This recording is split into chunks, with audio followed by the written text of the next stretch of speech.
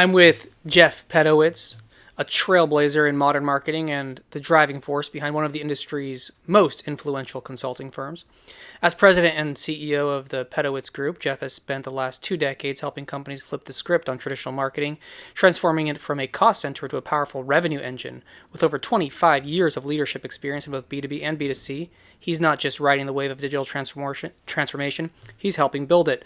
Under Jeff's leadership, the Pedowitz Group has guided more than 1,500 organizations, from scrappy startups to Fortune 500 giants, through the complex world of MarTech, demand generation, and marketing operations. His firm coined the term revenue marketing, and they're leading the charge in showing marketing and sales leaders how to drive real, measurable growth.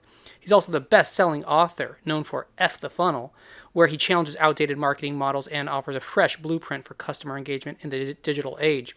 So if you're curious about AI, automation, and cutting-edge tech, and how they're reshaping the business landscape, Jeff Pedowitz is someone you will want to hear from. Jeff, how are you doing today?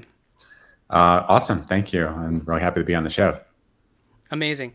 Pedowitz Group has been at the forefront of revenue marketing for years. So how do you see AI and emerging tech influencing the future of revenue marketing? Well, I know for a lot of people, AI is both a great opportunity, but also scary. And people worry about what jobs it's going to replace, whether it can be trusted, what it's doing with the data. And those are all valid concerns. At the same time, I think it also offers an unprecedented opportunity to add objectivity, better discipline, better scale into the sales and marketing process.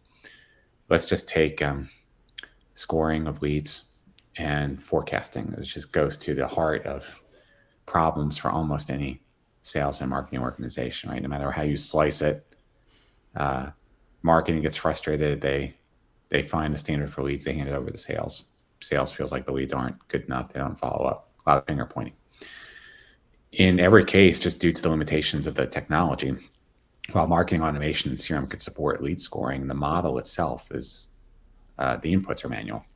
Teams get in a room, they say, well, we're going to give 5 points for an email open or 10 points for a website visit, form submission, etc. Those models are built and then they're very seldom revisited, if ever. So the inputs to begin with are subjective to build the models. They're static, they don't change. And forecasting, even for the best organizations, even with stages, it's still relying heavily on sales intuition and feeling about where they are in a given sales cycle. So all of that introduces really uncertainty and a lot of variability. AI can cut through all that with better models because it can objectively evaluate thousands of data points simultaneously and continuously adjust those scoring rules and pipeline based upon hard real data versus what someone thinks it should be. And so that's going to be huge in and of itself. And I think we're going to spend a lot of time talking about all the different ways that AI can help. But that's just, to me, one of the lower hanging fruit areas is getting into a better predictive scoring model that drives forecasting. Got it. And as a CEO, how do you approach the integration of AI into your business processes? Are there specific tools or platforms that you've found particularly transformative? Yeah, we've been openly embracing AI, even, of course, long before ChatGPT took the world by storm. We've used Einstein and other predictive models, machine learning for some of the deeper algorithms. But over the last couple of years, and we've heavily integrated AI into many of our processes, whether it's doing meeting transcription and summaries, doing data analysis, improving forecasting, proposal generation, research, market research, content generation. We're using it in just about every single part of our business. Now, us being consultants and, of course, tech geeks, we would probably buy and use way more tools than we should, than a reasonable budget would have. But I'd say we've consistently had great success using ChatGPT combined with some low tech like Zapier or Airtable or some basic workflow automation, or even combining it with a HubSpot or a Salesforce and some of their innate capabilities. That goes a long way. We've also been using Microsoft Copilot for over a year now. Definitely great on the meeting transcription part. Still leaves a lot to be desired on Word, Excel, and PowerPoint. We're using different tools for video generation. So we use Flicky, we use Clap.app. We're using LTX, and I mean, so you go into every different area. We use Jasper a lot for content and campaign generation. That's amazing. So you are definitely on the early adopter curve of a lot of these emerging tech, which means that I assume sometimes you're using programs or platforms that are really in active development, and you're kind of growing Many with it. times, yes. I mean, we're always being sought out by budding entrepreneurs or new firms because they know that we do so much with tech, and we love being there and playing with it. Because look, inevitably, our clients ask us. They want to know, hey, what should they be looking at next? What do we think makes sense? And really, the only way for us to know is for us to use it ourselves and find out where's the hype, where's the rubber meet the road. I do think we're seeing a lot of parallels, though, that were similar to the .com era. You've got literally tens of thousands of companies that are launching. Most of the time, these aren't enterprise apps; they're little mini tools, but they have a lot of VC money behind them. Um, And so most of when them, these companies, approach you and say, "Hey, we know you're working with a lot of great clients. We think our AI is going to help you. Please test it out."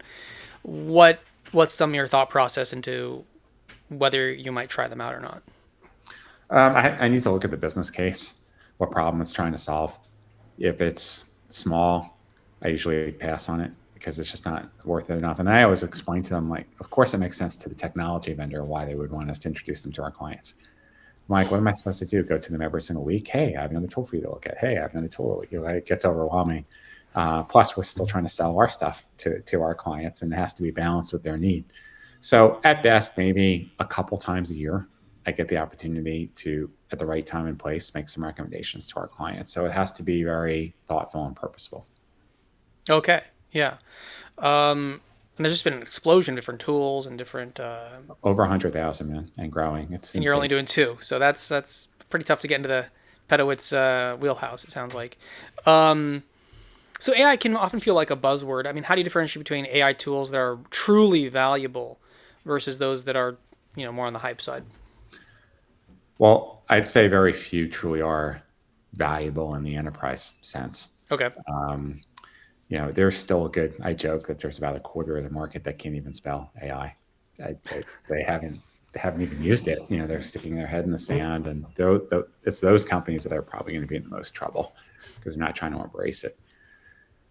For me, it's starting with some basic use cases and looking at where does your team spend too much manual time, repetition, heavily manual task dependent. Take a couple of those, draw out the process on using Visio or Excel or PowerPoint or something, and then just take a low tech approach. Just use ChatGPT or Perplexity combined with Zapier or Airtable or one of these platforms and solve a problem without going crazy. Learn from it, adapt, because 80% of the processes that are in the business can be supported that way.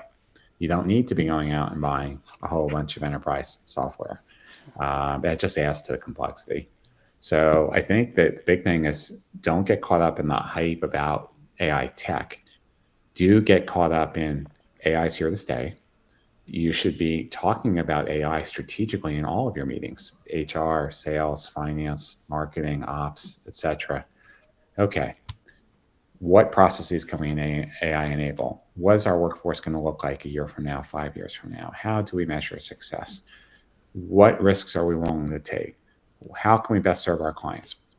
Where can we add AI into our own products and services that will provide more value for our customers, and differentiate us in the marketplace?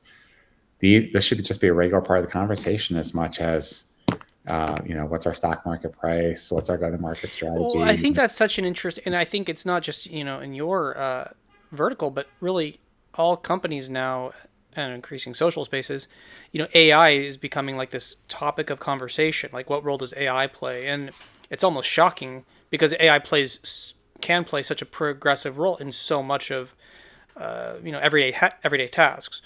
So, what kind of culture shift is required? Because it's almost uncomfortable to be using AI in every other sentence, but it's like, well, it kind of could play a role so oftentimes. So, and as someone that's seen these developments happen, and you liken it even to the advent of the internet, how is that transformational change going to be managed in the next 3 to 5 years? Well, like any change, no matter how big or small your company is, it has to be intentional.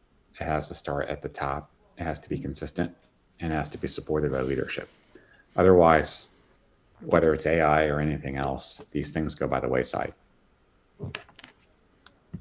So it has to come from the top. It has to come from leadership. They have to engender a culture of, being aware of this and integrating this. I imagine there's also some employee pushback because word on the street is that it's gonna make some jobs redundant or necessary. So what is your view on that in terms of just Well, the that's change management true. aspect? It is true that some jobs will be eliminated, but Mm-hmm. more so, more new jobs will be created. And as time goes on, employees at all different levels have a much greater risk of not losing their job to AI, but losing their jobs to people that know how to use AI better than them and are embracing it. So it's not something that you can really run away from. I mean, think about when I graduated college, dating myself a little bit back. So I graduated in 1990. There was no internet, there was no email, there was no mobile phone, there was no social. Um, I had a marketing degree, and we did print mail and radio and television, some of those things. Look at all the fields and skills. Like people have specific careers as a social media marketer, Right. as a video Right. specialist, email marketer, SEO specialist, and so on. So sure, will some jobs get replaced by AI? Yeah, but there's going to probably be 20 or 30 new career options that are going to emerge for people that are willing to embrace and get behind it. So it's just the next wave of tech. But more so than these channels, which everything I just mentioned opened up communication protocols and added, gave us the ability to engage in many different ways. It didn't necessarily change how we work per se. AI is going to change how work is done. AI has the potential not just to replace human beings, but to enhance our work quality and open up our ability to be creative, to be more strategic, and to truly do defining things. And when you hear Sam Altman talk about the potential to build $1 billion company with one employee because of the use of agents, that is very real. But that also means that doesn't mean that everyone's going to be sitting on the couch building, eating bonbons. It means so that work changes. Our concept of work changes. It could truly have more meaning. It could have a deeper personal connection, a spiritual connection, emotional connection. But it also goes back to that culture, to ethics, to governance, to standards. Like if CEOs and boards just look at AI as a way to cheaply get rid of labor, and that's all they care about, they will have short-term wins, but in the long term, they're going to lose out because they're going to have a hollow company that stands for nothing, means nothing. Not only will they not be able to attract employees, they're going to have a hard time engaging with customers because that really lack of candor is going to shine through. Well, and along the same lines, I mean, anything that is machine driven is highly replicable. I mean, you could just literally speak into various AI engines and it will just pop out thousands of lines of code. So the competitive advantage steers back toward the human element, does it not? I mean, it really steers back toward, well, how can you engage with customers, the H to H play. Would you agree with that conjecture? Well, it still is a human connection, and AI at the core is software. And Mm-hmm. there's a lot of talk about being generative intelligence where it can think for itself. We're not quite there yet. It still requires an input to get an output, and it can only perform to the creativity of the human that's interacting with it. You and I were talking a couple of weeks back about our mutual love for music, and I've just recently gotten into it, in large part because I've been able to use some AI tools because I'm not a naturally trained musician. I'm a lyricist, but I don't know how to play an instrument or sing. But I can still have an idea and I can bring it to life. And I'm not trying to compare myself to a professional musician or an artist that spends years developing his or her craft. But from a purely creative process, that's innately human. That I can start with an input. I have an idea. I write my idea. I interact with these tools. I build something. I work with it. I go back and forth. the idea would not have come into existence if I didn't start that process. Now, you can argue ethically all along the way, hey, who owns what where, who did what where, but it still starts with a human. So whether people are using these AI tools to write copy or content, or they're using it to do a video avatar of themselves, or they're doing it to improve a process, or they're doing it to improve analytics, it still is starting with a human being at the beginning of it. And if you're only going to look at AI as something that automates and it's impersonal, and you don't want to look at the human connection to it, then I think you're missing the broader thing. That ultimately AI should be about improving humanity, not replacing it. Right. And on your deliverability as a company, it would seem that your competitive advantage, one of them, is your human ability. Your ability to connect with people, your ability to network, your ability to show up into a conference, whatever it is where your human touch points are happening. There's a lot more weight, I think, that will be placed upon that. Because I've seen many like demand gen organizations that are just purely tech, purely AI. They don't want to rely on their own, human pitch, or if they do, it's way in the background. It's like just use the product, use the service. Whereas the human forward organizations would use AI more as an empowering tool. Yeah, I mean, and again, I think that's really has to get back to that. Now, you have a lot of converging things happening over the last couple of years, which I think obfuscates AI to a degree. I mean, for many B2B companies, economic conditions have been challenging, particularly if you've been in marketing and sales. Longer sales cycles, cut budgets, not as much free flowing capital, less spend on technology in general, and overemphasis on AI because it's perceived as cheap or as a way of getting. But so that I think clouds the message a little bit, and it's easy to get confused with where one thing starts and one thing ends. But look, AI is once, even though it's been around since the 1950s, because of now the introduction of large language models, the ability for people that are not developers or expert AI people, they can interact with something, they can put in a prompt, they get something back. That has the ability. It's the ultimate human interface, and it really can change how we work, think, live, and execute in a way that we haven't seen. I mean, really, you go back about 25 years, you had the introduction of the smartphone. Go back another 15, 20 years, the introduction of the internet. You go back to the 80s, the introduction of the personal computer. So you get every 20 years roughly something that really significantly changes how the world works and how we interact. And this is just one of those times. That's going to kind of change the arc over what happens. But overall, it's a good thing. But yeah, that I don't want to minimize privacy, ethics, governance, standards, good data quality. And I'm certainly not an advocate for AI replacing humanity. I'm an advocate for it helping improve the way that we live and work. And I can see it replacing some jobs that are highly repetitive. But I view the opportunity to create new fields, new skills, new career growth opportunities for people as tremendous. It would seem that, as a business leader, your ability to transform with the times, to, take on change. I mean, your business today can't look exactly like the way it looked 5, 10 years ago. Maybe doesn't even look in some fundamental way the way it looked 1 year ago. So how do you structure your thinking in terms of managing this sort of monumental, once every 2 decade kind of change? And what are some of the processes you're putting in place to optimize that? Well, I think for us, I mean, we've been in tech and we've always lived on the edge of that innovation in tech and looked at how we can help our clients, particularly in sales and marketing, improve their revenue engine.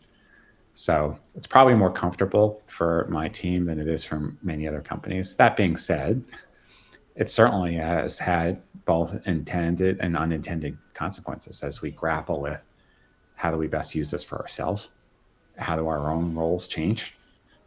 So while we're still doing consulting and delivery, how we're doing it and the way that we're going about it is changing, and some of the operational overhead we had has gone away. because of better software, better AI. We're able to do things more efficiently, which frees up more time to be creative with the clients. But it also reframes our outlook on who we're hiring for, what kind of skills we need. What can be done with automation, what can be done with different skill sets. Where does the client derive value? Look, ultimately, as a consulting organization, we're selling knowledge, we're selling our people, our skills. It's a intangible that we have to make into tangible. And how do you quantify, objectively measure knowledge that both the client and the market and we would agree that has a fair value? Mm-hmm. Right? Client wants to pay a price for X, we want Y. Because and then where do you meet in the middle? Yeah, and I mean, you mentioned lead scoring as really a key use case. I'd like to bring it into the practical realm. We've been talking about the overarching themes of AI and its transformative capacity, but where do you see some of the lower hanging fruit or current opportunities in your world in driving marketing and sales and for organizations? Or can you share specific success stories or cases where like you saw it play a key role? Well, I mean, I think as it relates to sales and marketing, scoring is definitely one. Um, Hmm. Real-time routing and processing is another. And then really personalized copy and engagement at scale.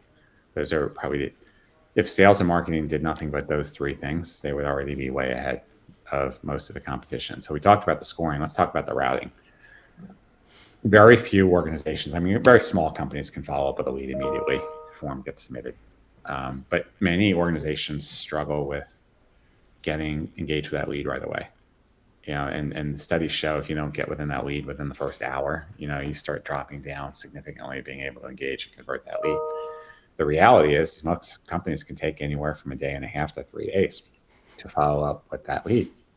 They're long gone by then, and they totally even forgot they were on your site. So that's an opportunity, that regardless of what kind of CRM and marketing automation software you have, you can overlay AI on top of that, immediately engage, determine where it needs to get routed, or even have a conversation itself via chatbot or some other mechanism. You have AI-based SDR software now with Qualified and other types of platforms. So, I mean, that's all changing. And then, AI is getting so good now. You upload your sales materials, your marketing materials, your target market, your ICP. In real time, AI can be reading, okay, this company, this person, take this content, and I want to shape it for this. And so instead of having a generic product brochure where you're throwing up, all kinds of alphabet soup about how great your product is, you could really have something that is personalized and tailored to that person within their industry, and that can be delivered via multiple channels instantaneously. That's really where some of the value starts to come in. Hmm. Now, but it does take sales and marketing behind that thinking, okay, let's go through our whole customer life cycle. What do we want to have happen when? And what tools do we want to have engaged, and where do we want a person to be engaging and where not? And so that's really where a lot of the effort comes in, is designing that approach. But once you do, the tools can really kick it into high gear. What is your take on agents? The virtual SDRs, virtual AEs. I think it could be seen as just the anthropomorphization, the robotization of processes that were happening anyway. So now you have a virtual human face, or is it something deeper than that? It's an interesting question. I suppose that depends on where you come at it philosophically. We even played around with it. I was shocked just to see how well it worked. Now we knew that there was an AI agent, so maybe we were listening a bit skeptically. But as we were listening to the calls, the person on the other end had no idea that they were interacting with an AI bot. Mm-hmm. It's gotten that good. Um, so here's the thing: the best SDRs in the world can maybe make 80 or 90 calls a day, if they're fully joy, and have a few good quality conversations. Well, an AI agent can make those a second, and it never gets tired. It's not going to get surprised if someone picks up the phone. It's not going to get insulted or upset if the prospect starts demeaning them or changing their tone. It's trained Right. to engage. It's not that I don't think that pre-qualification process is important. So many B2B organizations leverage inside sales and BDRs really, really effectively. But you could make the argument, though, do I need 10 BDRs versus 3? Or maybe I want to change what my BDRs are doing so they could add more value.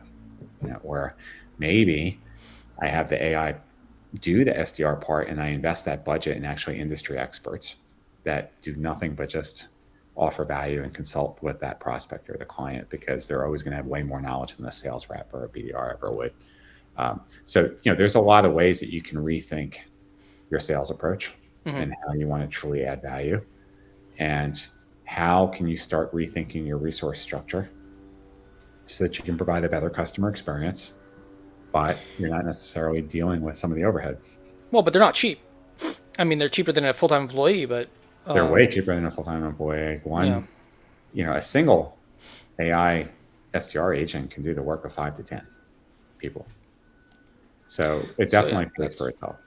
But it sounds like it's positioned right now at the closer to the top of the funnel, right? And it has been used, yes, much more towards but I've seen some people start to use it now combined with workflow as really the account management function. Okay. So whether it's providing weekly status reports or client engagement, helping out with onboarding, very specific chats. So it's creeping more deeper into the funnel, playing a role as it is. I think one of the biggest things that doesn't get talked about this year is companies that have big call centers. It's a huge investment area this year because they've moved the call centers offshore. They've invested in IVR and all the other stuff. It's still a massive expense, even with all that stuff. Yeah. So AI can improve that process greatly. You stick AI trained chatbots on top of that call center. Now you need probably 1/3 less agents. It's a better experience.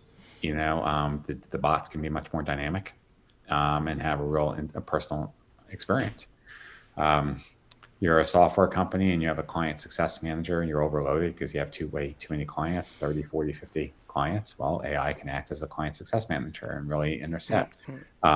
Again, I'm not suggesting that AI take over for everyone and everything. I'm just saying, if you've got overloaded departments and resources, your processes are inefficient, or you're not delivering the best customer experience, where can you strategically invest some of this so that you lighten up the workload for your team, you deliver better customer experience, and you're really ensuring that you don't have any gaps along the way? Have you seen examples, or do you think it's possible that it will create more substantial pivots or shifts in your client strategies? Like you're going after this ICP, but actually this one might be more profitable. And whoa, okay, or this region geographically, but you should be going after this region geographically. Has AI played a role in more strategic shifts? I think that was happening already, even without AI.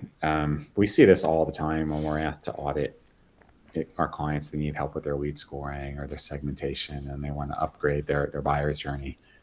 Every company thinks they have a tight handle on their ICP because they've been repeating the same blinds for 3 or 5 years. And then inevitably, when we go into their systems, we find a couple of things. One, they have other ICPs that are actually doing better. So it's both good and bad, right?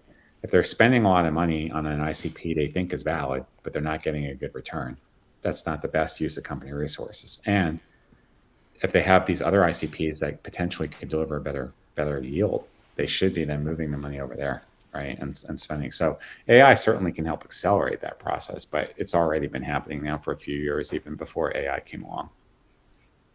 So Jeff, how do you envision the future of the Pedowitz Group in a tech-driven landscape, and what role do you see yourself playing in driving that change within the industry?